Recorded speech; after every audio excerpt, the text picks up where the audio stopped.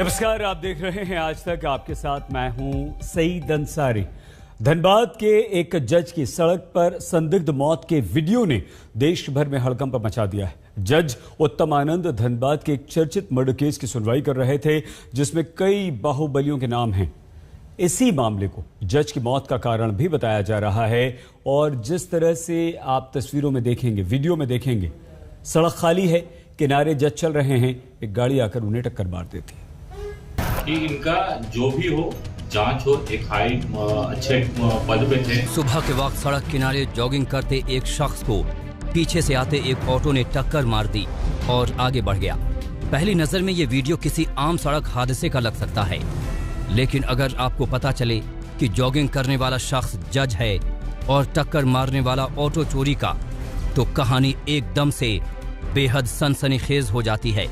Auto का शिकार बने जज धनबाद की एडीजे कोर्ट में तैनात थे।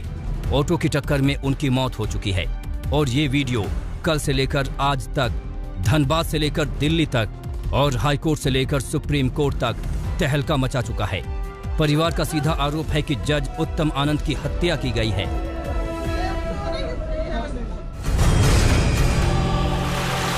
जज उत्तम आनंद की मौत को हत्या क्यों कहा जा रहा है, इसका जवाब भी इसी वीडियो में छिपा है।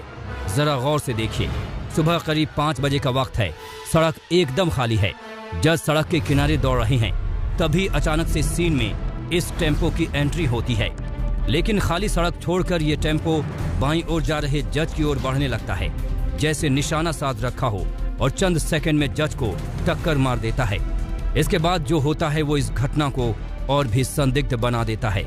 अगर ये कोई हादसा होता तो टक्कर मारने के बाद भी टेम्पो को बहकना चाहिए था, या फिर जज के जमीन पर गिरने के बाद टेम्पो चालक चंद सेकंड के लिए ठिठक सकता था, लेकिन ऐसा कुछ भी नहीं हुआ।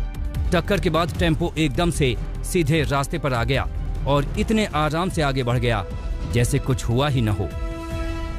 तो ये है एडिशनल डिस्ट्रिक्ट जज का, तो उनका वो देखने से ऐसा लगता है कि जानबूझ के मारा गया है, लेकिन काफ़ी और बहुत ही त्वरित कार्रवाई करते हुए प्रशासन ने बिल्कुल रातों रात दोनों लोगों को दोनों जो एडवोकेट हुए, जो लोग थे जो सवार थे ऑटो में, वो उनको गिरफ्तार कर लिया गया है। वो लोग they have been picked up and interrogation चल रहा है उनका, और एक SIT भी कंस्टिट्यूट हो गया है हेडक्वार्टर्स लेवल से। 14 सदस्यीय SIT कंस्टिट्यूट हो गया है इस पूरे एंटायर घटनाक्रम का, पूरा एंटायर इंसिडेंट का इन्वेस्टिगेशन करने के लिए। हत्या या हादसे की इस मिस्ट्री में एक और बड़ा ट्विस्ट है। पुलिस जब नंबर के आधार पर रजिस्ट्रेशन वाले पते पर पहुंची तो टेम्पो मालिक तो मिल गया, लेकिन टेम्पो नदारद था। टेम्पो मालिक का दावा है कि टेम्पो एक रात पहले ही चोरी हो गया।